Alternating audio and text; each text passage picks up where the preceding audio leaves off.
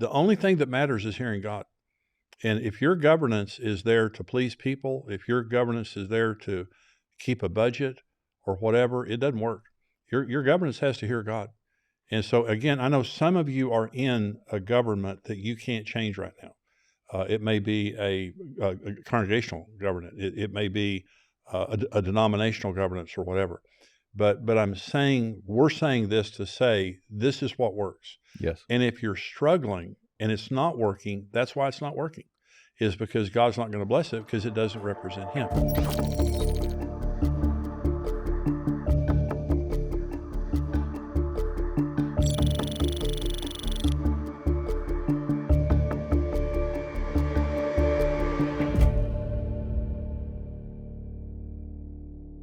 Welcome to the Built for War podcast. I'm so glad that you joined me today. This podcast exists for the purpose of helping leaders, is helping to equip you, especially church leaders, and that's where I come from. And I'm joined today by two pastors that I'm very closely associated with. One is Pastor Jimmy Witcher from Trinity Fellowship Church in Amarillo, and I pastored there for many years. And you had the blessing of taking over after me. That's right. But you're still there. So I'm still there. I'm still a senior elder there, and I That's still right. speak there, and you guys are wonderful to me.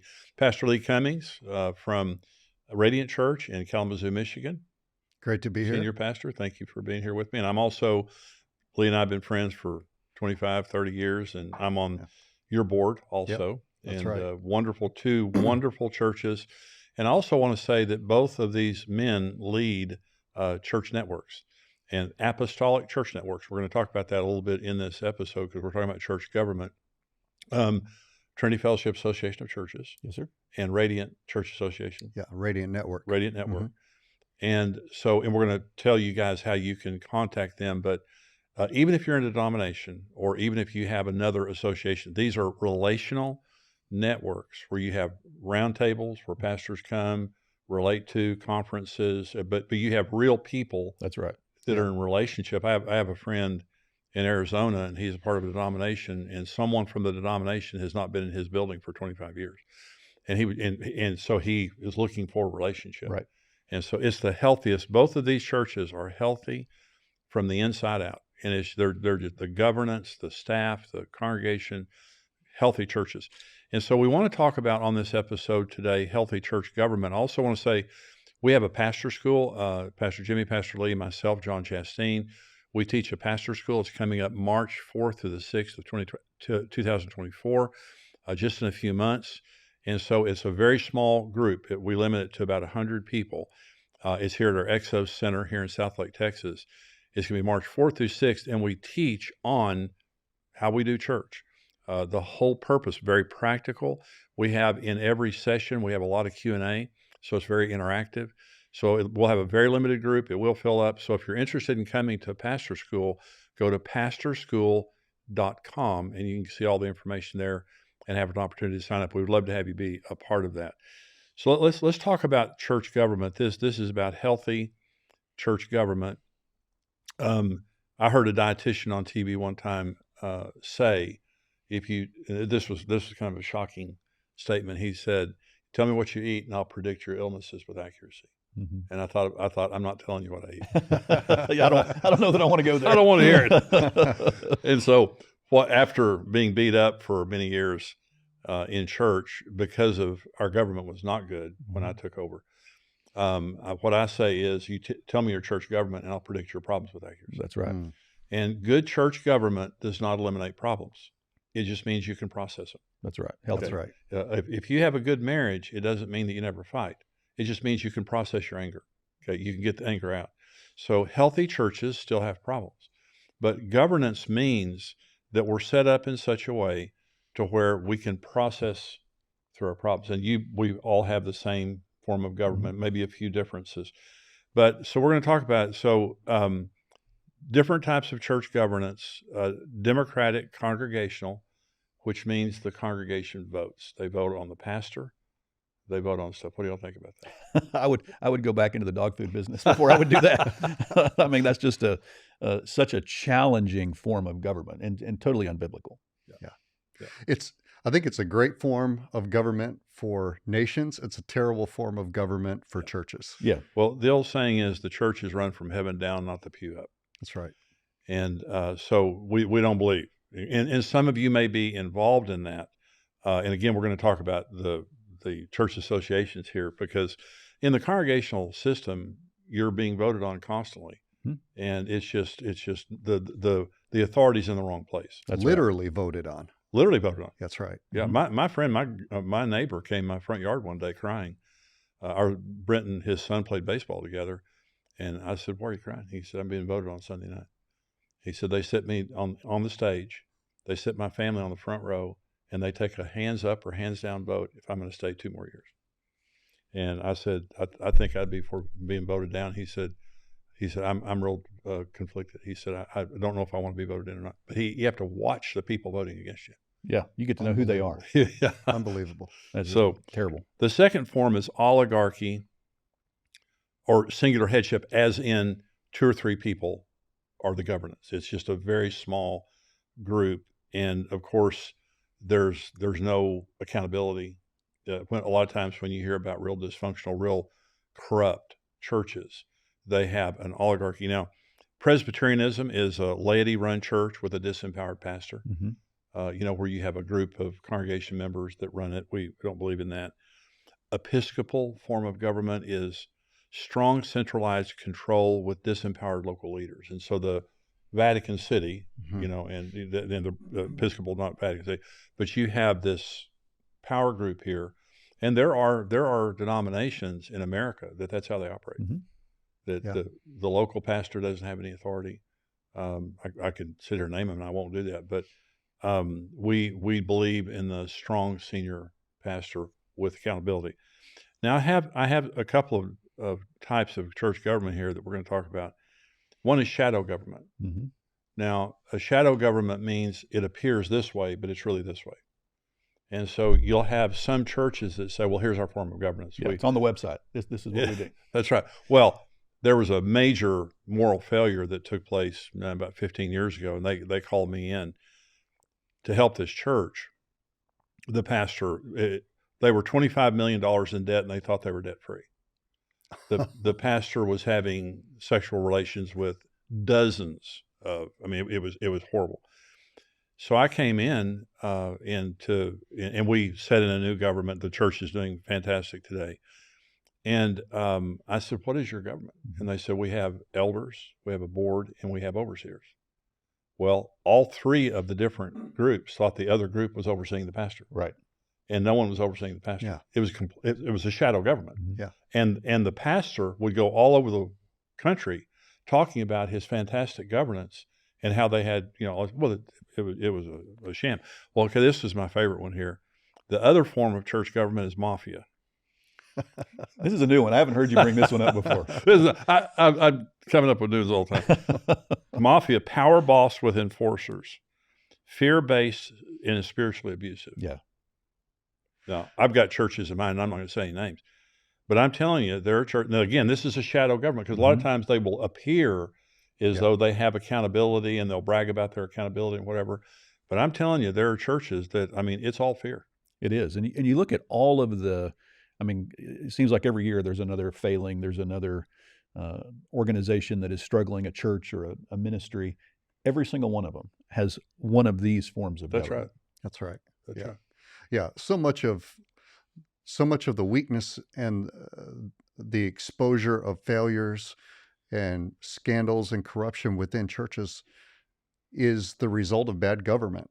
And you really don't know that you have bad government until pressure is put upon your government. And that's when it exposes all the things that you're able to keep in the shadows and kind of keep tight to yourself in your inner circle. But there comes points where your bylaws, your form of government, and even how you treat and extend authority to the senior pastor, when that all comes to bear. Yeah.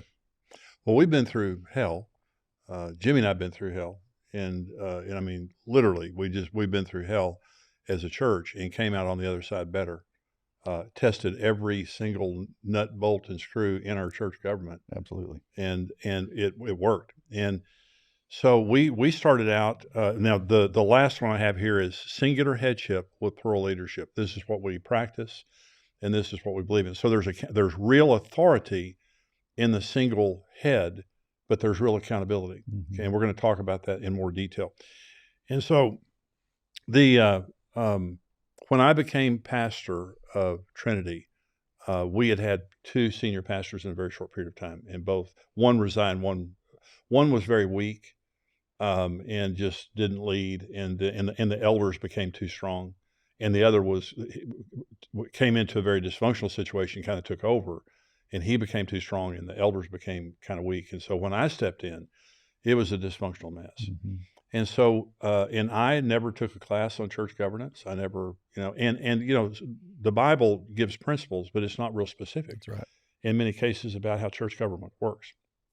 But someone said one time, the bad thing about poor theology isn't that it's wrong, is that it doesn't work. And so good. One of the reasons that you know that your governance is bad is it doesn't work. Right. Practically. Yeah. And many denominations today are dying. Mm-hmm. And you can trace almost all of it back to poor governance. Something's wrong there. So three beliefs, and we're going to get into the nuts and bolts of all this here in just a minute. But the first belief, when it says single headship with plural leadership, we believe in theocratic governance. Right. Which means the number one role of the pastor and the elders is to hear God. Mm-hmm. Is that right? That's exactly right. In fact, I think one of the biggest challenges with church government, as we work with our networks and work with other churches, is people want to take a corporate perspective, like a business corporate perspective of a board, and superimpose that over onto the church board. And that's the biggest failing, because a corporate board has fiducial responsibility to represent the stakeholders in the investors or the stakeholders to the management, whereas a church governance is responsible for representing God to the congregation. That's right. And so getting that straight is so important. And that's what we mean by theocratic government. We're going to hear from God. We're going to represent what God says to the congregation. We're not there to represent the congregation to the leadership. That's right. And that's one of the weaknesses of the American church. I think there are a lot of strengths in the American church, but we kind of joke about democratic form of government, but the reality is it's in the mindset. It's in the subconscious of Americans that everything's democratic. And so I should have a say. And when you go back in the Old Testament, the only time you see an attempt at democratic government was a man named Korah, who basically said to Moses, hey, we hear from God just like you do, and we should all have a say on this. And he said, well, let's have a vote. Let's let God have the deciding vote. And if he's with me, if God's with me and me as the singular leader of Israel, then God will prove that. And if he's with you and if what you're saying is true, and God answered, he opened up the earth and swallowed the opposing team up. And God takes this stuff very, very seriously. Yes, absolutely. It's the fear of man. And, the people, and having your finger in the wind all the time of what the people want. See, God will always do what's best for people. When you're hearing God and implementing what God says, it's always best for the people. That's right. And we love the people. We don't fear the people. We fear God. That's right. And so what I say to pastors all the time is there's one question. There's only one question I even care about. What will God bless? He'll bless his word. He'll never bless anything other than his word. God doesn't bless good ideas. He blesses his ideas. That's right. And so my responsibility as a senior pastor is to get vision, vision for the church. It's the most important thing in the church is vision, is going before the Lord. What do you want us to do? What are your priorities? What's your burden? What's the specific purpose for this church? All churches have a common purpose, but we also have a specific identity. My name is Jimmy Evans. Jimmy's the individual. Evans is the group. So every church has an individual identity, but also a group identity. And so as an individual, who are we? And the Lord gives you that vision, okay? And the elders help flesh that out. That's right. Plural leadership help flesh that out. And so for a lot of churches, they're trying to constantly please people, and it's impossible. If you have 100 people in church, you have 10,000 opinions represented. Is that it'll wear you out. And so we make decisions, both as the elders. If we do not allow politicians into our eldership. Oh, that's right. Is that right? Yeah. And eldership is, and we'll get into that a little bit more, but eldership is so much more than appointing men who have wealth or business acumen. Oftentimes that's the qualifications for who gets on church boards. It's like, That's oh, this guy exactly gives a right. lot of money, or Yeah. this guy runs a business. But the Bible's very clear about specific qualifications Mhm. for men who are going to lead as elders in the church, that they have to be spiritual men. That's That's the right. right. first and the foremost thing. And Right. so many people make a mistake, put the wrong people on their boards who are worldly in their thinking and not spiritual, and it creates havoc. Well, we're going to do a program on removing leaders, and that's coming up here pretty quick. But you put a person on your board that has money or is a politician, and by politician meaning in our elders meetings, if we have an elders meeting and an elder says, "Well, let me tell you what people are saying," we shut that Yeah. down. That's right. Is that we don't tell us what people are saying. We're here to find out what God's saying, and we care about the people. And there are times that we might talk about what people are saying, but the whole issue is if God says it, God will bless it.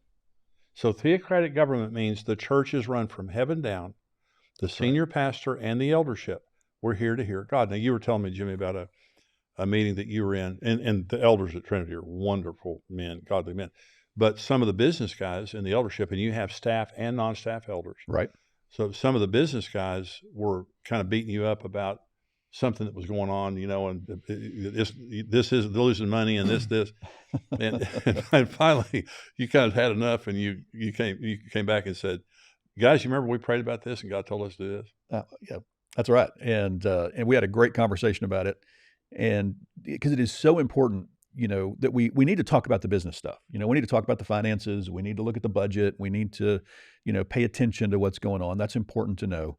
But there's a moment in every elders meeting where we have to shift from the business and the practical and the tactical, and we've got to get to the faith That's side. right. We've got to That's get right. to the place of like, Yeah. okay, now that we understand where we are, what is God saying? Yeah. And what is God saying about this? And one of the things I've noticed is, we've had an elder, one of our dear friends, who he has always been known as the faith guy.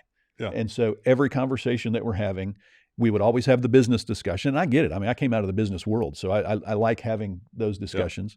But at the end, we need to transition to say, okay, what is God saying? Yeah. And my faith guy was not there that night, and so they're beating you up pretty hard. So we never got through. We never got through to the other end. And I went home. I think I even called you. And I went home and I was just exhausted. And I'm like, why am I so tired? And I was like, oh, it's because we just never even thought. And nobody raised I didn't think, even as the chairman of the group, I should have led better, but we didn't even think about, okay, what is God saying now? Yeah. Okay, now that we've analyzed where we are, what is God saying in this moment, in light of the vision that he's given us? What is God saying? And how do we activate what he's saying in faith? It's the only thing that matters. It's the only thing that matters. Lee, you were telling me about and again, you've got great elders, or great men, but they were kind of beating you up over a bunch of little stuff. Oh yeah, I mean, it's interesting. I think on eldership, we have staff elders and non-staff elders, and they're incredible men. But you'll see people's personalities and their propensity to either, you mentioned a faith guy. You'll have people that are faith people. It's like if you said we're going to buy a third world nation and we're going to start a youth camp, they'd say let's go. If God says it, let's do it. And then there are people. It's like if you say we're going to buy 3 toothbrushes for guest speakers, they would want to form a committee to decide what color and should it be firm or should it be soft and should it be Colgate or Crest, and so. There have been times where in those elders meetings where you're sitting there and you've heard from God, and you might even have a majority of people that are sitting there who say, I know that this is the Lord, but there are those moments of tension where you'll have people speak up, and maybe they're political, and it's like, well, I don't know how people are going to respond to that. That's exactly right. Or, look at our budget. Where are things at right now? And I don't know if we should really push that. We need more, savings or different things like that. And how you manage those moments. That's right. As leaders are just as important as the issues that are on the table. That's right. Absolutely. And you want to hear all the voices, but the political situation. And the other thing is like how much we have in the bank. Why? We've made some of the biggest decisions we've ever made when we were broke. Yeah, absolutely. In fact, I tell the story, and I'll say this very quickly. Bethesda Outreach Center in Amarillo has been there for 35 years. Thriving benevolence ministry. We were broke. We were in a building, a terrible building. The fire marshal was threatening to shut us down. We didn't have any money. We couldn't move. We couldn't fix our problems. And the Lord spoke to me. He gave me Isaiah 58, and it's the 10 blessings that God promises for people who undo the yoke, who divide your bread with the hungry, who let the oppressed go free. In other words, and the Lord said, I want you to start a mercy ministry. It's called Bethesda because Bethesda means house of mercy. We borrowed $50,000 from the bank. Only one bank in town would talk to us. We had to give personal guarantees. The elders, every elder had to sign a personal guarantee. Every elder had to sign a personal guarantee because we were so broke. We rented a casket company, which we now own. It was the Texas Coffin Company. We remodeled, and the Lord told me, dignify the poor. And this place looked like Nordstrom's. Dignify the poor. You bring these people in the front door and you let them know how special they are. Our clothing area looks like Nordstrom's. I mean, it's just beautiful, well organized. And I told the people in the church, I said, we need clothes, and don't bring us your old clothes. If you won't wear it, I don't want it. We had to tell them to stop bringing clothes. Yeah. And so we've given away millions and millions of pounds of food, clothing. 350,000 meals a year. 350,000 meals a year. We opened the doors on that building. I'm saying this now to say we were broke, and we were being threatened to have our building shut down. And what the Lord said to me is, go start a mercy ministry. Yeah. We opened the doors of that building, and that day we got a $10,000 check. Now, $10,000, we'd never had a $10,000 check. Huh. And another one, and more giving. And the giving in our church went like this in 1 year. And we moved. We were able to buy land, build a building, and move. And I look back at that, at those kinds of situations, and just say, if you're always checking your bank balance, yeah, and it's important, money's. You got to pay attention. You got to pay attention to it. It's not, but sometimes the Lord's going to say something to you, and all the stars don't align. Yeah, that's right. It's a word of faith. And you need that tension of faith people and that's right, more frugal, analytical-minded people. But one of the things we continually come back to, and I try to remind all of us, is that this is the money that we have. People gave as an offering to do ministry. That's right. They didn't give it so that we could build a savings account that gives us a false sense of security. That's right. I never want to be in a place where I don't have to ask God what He's saying, because if He doesn't finance it, it won't happen. And if it's our idea and it's a good idea but not a God idea, then I'm responsible for it. Yeah. But I also don't want to put us in a position where we've overextended ourselves. So finding that fine balance in the arena of finances, I think really takes the collective combination of personalities and that's why it's so leadership. important when you're putting people on your board that they're all men of God.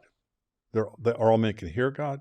They're men of their faith, because some do have more of an inclination toward the finances, but they still can have faith to move forward when it doesn't make sense. That's right. If that's what God's saying. But the conversation, because Jimmy says this to the elders, and I said this when I was the senior pastor, I would come into a meeting, I would say, y'all are God's voice to me. That's right. Now, I'm going to share with you how I feel. But whatever the end of this conversation, this is God's voice. And what I learned to appreciate so much was the process. Mm-hmm. That we would have an hour or two conversation about some issues, and at the end of it, you would end up with this decision that was phenomenal. I would have made generally that decision, but it has so many better features to it because it was processed through this group of elders. So the point we're trying to make here is the only thing that matters is hearing God. And if your governance is there to please people, if your governance is there to keep a budget or whatever, it doesn't work. Your governance has to hear God. And so, again, I know some of you are in a government that you can't change right now. It may be a congregational government. It may be a denominational governance or whatever.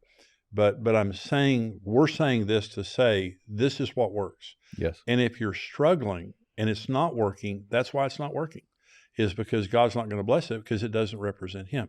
And so, and again, I'll say this, I did a denominational conference one time, and a group from the conference came to me and told me, we can't do anything you said. After you just addressed the entire conference. Thanks for coming. Thank you. Here's your honorarium, and we can't do anything you said. And I said, what do you mean? Because I was talking about this stuff like this. They said, nothing you said. Our denomination does not allow us to make any decisions. They don't allow us to do blah, blah. And I looked at these guys and I said, "Are you sure you belong here?" And they said they own our retirement and our buildings. That's And right. here's what I thought. I'm just going to say this, for whoever's listening. For the old guys, I thought, stay where you are. They're guys in their 60s or what, 50s or Right, 60s. right. You're not in a place to lose everything. To the young guys, I said, get out. Why spend the rest Yep. of your life in a system that you don't believe in, that's killing you, and that you have no control over? Mm-hmm. And so, one of the things that happens, one of the reasons that you see such dysfunctional governance is reactions. Mm-hmm. And we call it preacher beater, sheep beater. And so you find a preacher beater church, which is a congregational church, and the pastor is the servant. He's the whipping post. You come see us, you visit us, you counsel us, you marry us, you bury us, you preach, and the pastor's just this employee, and that's all he is. Well, then he leaves, he gets beat up, and he leaves, and he starts a sheep beating church, or a mafia church. That's right. Where he's tired of the sheep beating him up, so he starts beating them up, and so it's just this dysfunctional thing like this. What we're representing, I'm telling you, is a balanced form of governance that God blesses, that is a win-win situation. The pastor wins, the elders win, the staff, the congregation, the leaders. No one loses in this. Mm-hmm. Everybody wins. So the theocratic government, that's one of the core principles that we believe in. The second is apostolic and prophetic guidance. And this is Ephesians 2:20. The church is built on the foundation of the apostles and prophets. So Ephesians 4 says God has given us apostles, prophets, evangelists, pastors, and teachers. Well, a lot of times in the modern church, we only believe in pastors and teachers. Right. Maybe evangelists. But apostles and prophets are the foundation. That's not right. pastors, not teachers. Yeah. So I want us to talk about, you are both apostolic. And we don't go around calling ourselves apostles. I put it on my business card. I'm Apostle Jimmy Evans. Capital A. I'm going to introduce you like that from now on. So what do you call me? Bishop. He always called me bishop. Apostolic, apostle just means sent one. Right. It means translocal. And it means that that you can replicate what's happening here over here. Mm-hmm. Okay. Relationally. Not governmentally, unless it's a satellite campus. Right. Okay. So through relationship, Paul and Timothy, you go through the New Testament, through relationship, and this is the relationship I have with you guys, mm-hmm. and this is the relationship you have with all of your churches. Okay. And that is, so describe, both of you describe what you believe the role of the apostle is in the New Testament church.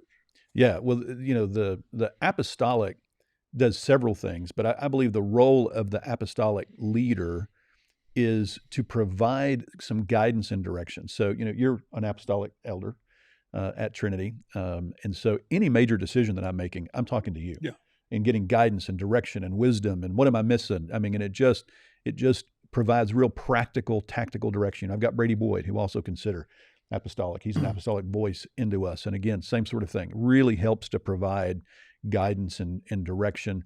But I think even more than that, there is an anointing that flows when you place yourself under strong apostolic authority. And when I say anointing, it's just permission and favor from heaven that just helps things go forward. And mm-hmm. that's why we lay hands. You talk about the power of the laying on of hands, mm-hmm. and when these hands lay on something and bless them, it just transfers heavenly divine authority into the direction that we're headed. That's absolutely right. Lee, what do you think? Well, you said that, it's relational. And I think the primary aspect of apostolic ministry is relationship. Paul said to the Corinthians, he said, you have thousands of teachers, 10,000 teachers, but you have not many fathers. That's right.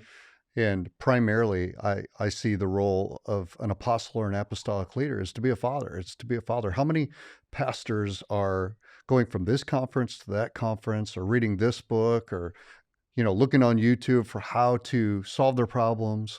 And denominations are really corporate structures. They're not relational. That's right, I can tell you, so many of my friends who are in denominations have district this or Presbyterian or, mm-hmm. This, but they've never met them. There's no relationship. It looks good on paper, but it's not fleshed out. And I really think that apostolic ministry, this is what you've been to both of us, and Yes. that's what we're endeavoring to be to other people, is you've been a father, a spiritual father. You don't dominate, you don't step in. It's like when you have grown kids, you don't show up at their house and just start changing things around. But when they can call you and they can ask you, and there's been different stages in their life where you've spoken wisdom into them. And part of that, as Paul said, I'm a wise master builder. It's kind of like a parent saying, I've been there, I've done it, and I know what you're facing. Let me help you. Let me help fix this or save you some pain, and speak into you. So I think primarily having apostolic ministry is really having that family connection and the voice of a father into your life. Yeah. We're not anti-denominational. I know there are denominations that provide benefits to their member congregations, health benefits, retirement benefits, loan money to churches building buildings at very low interest rates. They have gatherings, and stuff like that. So and resources, things like that. The problem is the relationship. I don't care how many resources you have. I don't care all that kind of stuff. That does not take that fatherly place. And it's just so. Jimmy was mentioning laying on of hands. Hebrews 6 is talking about the elementary principles of the faith. Six essential foundations of the faith. Repentance from dead works, faith toward God, resurrected dead, baptisms, and final eternal judgment. All those things. Laying on of hands. That's right. Is one of the six. Well, why? And it's just this crazy thing. I do a whole teaching on it. I call it Forgotten Doctrine. Everything in the kingdom is transferred relationally. That's right. See, the issue of laying on of hands is, and you can get a lot of stuff online or whatever, but not fathering. That's right. There's something about the fathering in the relationship. And so what I've put into you guys, I've put personally, relationally. That's right. What you're putting in other people, your networks are built relationally to where you don't bring in too many churches that you can't relate to physically. That's right. Through you or through the people, the That's right. apostolic guys working for you. So we're not anti-denomination, but what we're saying is if you're not getting relationship in your denomination, you can get it from an association. That's right. You can be a part of y'all's association, be a part of the denomination, right? That's right. Oh, for sure. And let me throw this in. Exactly what you said about denominations. My experience is that even within denominations, people seek out Absolutely. those kind of relationships from people inside and outside of their denomination. Right. I call them shadow networks. Yeah. It's like, I'm part of this denomination, but I'm really part of, my district superintendent of my state is here, but the guy who's pastoring a church in Missouri is really my mentor. And that's what it is. Human beings were created to be relational. We That's learn exactly best right. relationally. We're shaped relationally. Yeah. That takes place even within denominational lines. And part of the problems with and we were talking about Episcopal form of government, where you have this centralized government and a disempowered local leader. You can't tell me how to lead my flock in Amarillo, Texas, or Kalamazoo, Michigan, better than I can and the elders here, because we're on site. Yeah. We're living with these people. Yeah. Right. And if Vatican City is telling me everything I'm doing, I mean, you're in Vatican City. We're living in the real world over here. And so now, but if I'm making all my decisions here by myself and I don't have an apostolic voice, I'm missing something. Now, with you guys, because we talk a lot, and y'all will call me. You always call me. You never call me when times are good. You always call me when times are bad and cough up all your problems on me. But so when we're talking, and I said, and I would say to you, well, this is what I would do. Well, you don't always do it. Well, it doesn't bother me. We're just having a conversation. So I don't have any authority over either one of you. We just have a relationship, and so I'm not threatening. You have to do what I'm saying. You guys call me because you just want the input. And that's what a father does. I appreciate you saying that. But for me to go against what you say requires a high degree of the fear of God. Like, okay. Well, but I do try very hard not to ever be. Yeah. It's not that you're domineering or over input. That's the value and the weight that we put on your input. Yeah. That's right. And I think that's the way that it should be. Yeah. But it's just the apostolic and prophetic kind. So apostolic means you have a father figure. And I did not. That when I became senior pastor, I was isolated. I came out of the business world.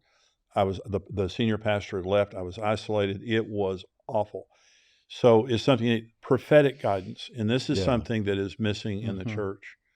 So talk about that, Jimmy. Well, it is so important to have prophetic input. Again, we're trying to operate in faith. What we're trying to do is hear God and operate in faith. So having prophetic input and having prophets that can speak in, and again, we don't necessarily call people prophets and all that sort of thing, but having those that have a prophetic voice. And we have two for Trinity that have spoken into us for, one for many years. Chuck Pierce is a great prophetic voice, and he's come in every year, but he's also someone we can reach out to and connect with. And then we also have Jim LaFoon, who is we would call him an apostolic elder, but he's really a prophetic elder. And he just speaks prophetically into the church. And he prays for us, and he'll call me, probably once every month or every 6 weeks, and just say, hey, just praying for you. I believe God's saying this. You might look out for this. You might be aware of what's going on here. What a gift. Praying for What a your gift. elders about Yeah. this. And then as we're looking to make decisions, we can go to guys like that and say, okay, we just want to know if you hear anything from heaven. And if they do, great. If they don't, that's also great. But it just gives us guidance and direction and really helps to build the faith. Having prophetic input into your church, not just from within, because all the guys who are in leadership and Right. myself and all of us and probably a lot of pastors have the ability to prophesy. Any Sure. believer can. Yeah. The gift of prophecy, and some leaders are more prophetic, but sometimes you're so in the forest that you need a 30,000-foot view looking Mhm. down. And Yeah. so to get that adrenaline shot, or to get that, that just injection from an outside, trusted, seasoned prophetic voice will bring confirmation oftentimes to what we're wrestling with That's right. in our That's right. eldership, or Yeah. what I'm maybe feeling as a senior pastor, but I don't know how to put into words. And in the right time and the right season, the Bible says that a word spoken in season, it's like it's like apples. What does it say? Apples of gold. It's valuable, and so you get this word from an outside prophetic, somebody that's trusted, somebody Trusted. that's proven, Right. and they speak into that. It changes everything. Well, so someone in the church came up to me 20-something years ago and said, "You know who Chuck Pierce is?" I said, "No." And they said, "Well, he's a prophetic guy, he's respected, whatever, and you might want to have him in during Zion. Zion's this thing we do at the beginning of every year." So I had Chuck in, and he came in and gave the worst word in the history of the world. It was. And It was a tough word. It was like, if you weren't depressed after his message, you weren't listening. And I thought, who is this guy? I will never have him back in the church. Everything he said happened. Was that the bucking bronco word? Mhm. Yeah. That's bucking bronco word. And I mean, Only in Texas. Oh my gosh. it was awful. He did. He said it's going to be a tough year. It's going to be like riding a Well, I bucking think it was bronco. 2001. I think Oh, it was, I and he think it went was through all of 2001. it. But that's exactly what happened. It was, and so out of morbid curiosity, I had him back the next year. Out of morbid curiosity, same thing. So came back the next year, bad word. Everything happened. And he would say, watch February. Yep. Watch June. Watch Israel. Watch China. He'd get very specific about sure. And Chucky's just we've known Chuck forever. Nice. He's a bowler. He nicest guy, great family, just never controlling, never weird. But every year he would come back. He still comes back every year. Well, we started transcribing That's right. his messages, and it's just, he is accurate. Jim LaFoon is the same way. Jim is very well respected also, but Jim, very loving, very kind and gracious. But when he gives you a word, it's from God. We had him Zoom in. Jimmy connected me with him. So we had him Zoom in for our executive team a couple of years ago. And he gets on. He's never met us. He knows nothing about us. He and I talked one time on the phone. He goes, "Tell me who's around the table," because our camera wasn't working. And I told him who it was. And he went around for the first hour, and he just gave specific words to every individual that were like dead on. We just stared at each other. Our eyes were just like, what in the world is happening? And it wasn't like, oh, you've got kids and God wants to bless them. You're He's going like, through a hard time. no, he's like, Yeah. he says, "Who's that?" He's like, "Tim." He's like, "I see your wife's pregnant and there's his wife was pregnant with twins and it just found out there were complications." I mean, he's Oh, just my God. nailing things like that. It's But incredible. what that does for your faith, right? That God knows He's in it. God He's got knows. it. That's right. Well, 1 Corinthians 14, desire spiritual gifts, but especially that you might prophesy. And so prophecy is the only gift listed, everywhere gifts are listed, in Romans 12, in Ephesians 4, in 1 Corinthians 12. And so it is a critical gift in the church. And again, this is never directive. Right, that's Chuck or Jim never come in and say, "The Lord told me you're supposed to give me $250,000, and Yeah. I mean, No. or you're going to do this or else." Yeah. Right. Loving, relational, but it has to be accurate. Yeah. And some people that might scoff at the prophetic thing, it sure is a blessing. Mm-hmm. Well, it's interesting, going back in church history, there was a document called the Didache, or the Didache, that was a early 1st, 2nd century document about how churches run things like prophets who were traveling through town. And a prophet was only allowed to stay in a city for like 3 days. I can't remember exactly, but it was like 3 days. And the reason for it was they didn't want him to become familiar so that he could manipulate. That's right. And, I think you can draw from that principle that, yes, there's a gift of prophecy internally, but when somebody comes from the outside, is translocal and comes in, there's an added level of faith and responsibility. That's because right. they don't know what's going on, and you don't want them to be localized, because it takes away from the validity of that word. And so if you don't have that in your church, I mean, I would just encourage you, reach out to some of us, or find some tested men that you can begin to build a relationship with. Well, we were doing a presbytery, and we'll talk more about presbytery because this is another arm of the prophetic. But during presbytery, there are words in season and things like that, and we've seen the most remarkable prophetic words, specific prophetic words come out, in those times. So it's something, Ephesians 2:20 says the church is built on the foundation of apostle, prophet. And some people say, well, that's talking about the original 12 apostles and the prophets of the Old Testament. No, it's talking about Ephesians 4. God has given right now. Jesus descended and he ascended, and he gave gifts to the church, apostles and prophets, the first two mentioned. And it's the foundational.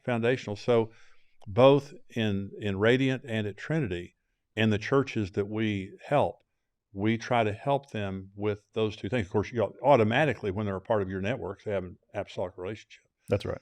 But there's the prophetic. So the third one here, and we've kind of already touched on this, single headship and plural leadership.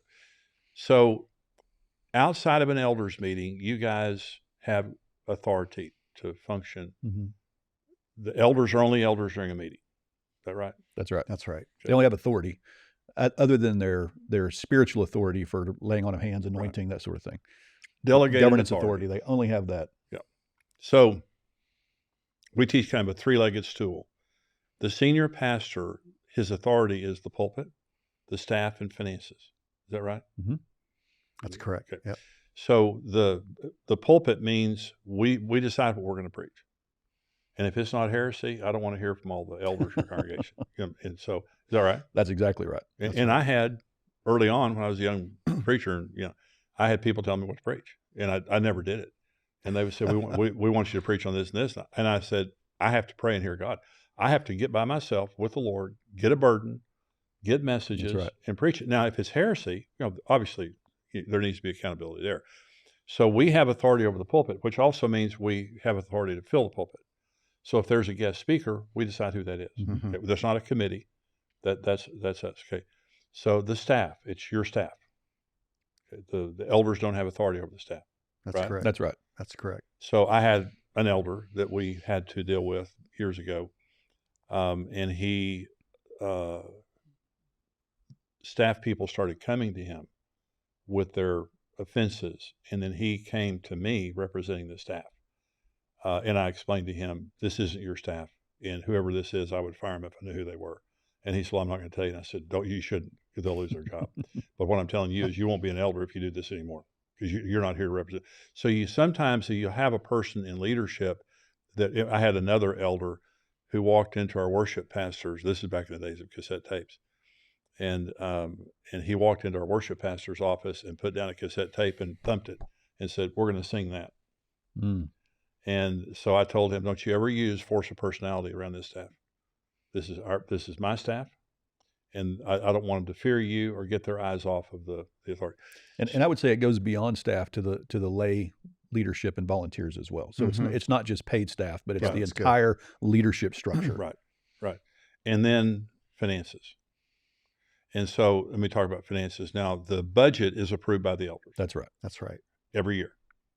And so if once the budget has been approved, the expenses have been approved. That's right. That's right. You don't have to go back to the elders to be able to spend the money that the budget says was approved. Yeah. Okay. But then there are those times. You have to have a certain amount of discretionary authority. That's right. Okay. By discretionary, we mean per instance, not budgeted. That's Right. right. Okay. So you have an elders meeting coming up in 3 weeks, and the ceiling fell in, and you're going to have to spend $15,000 to fix the ceiling.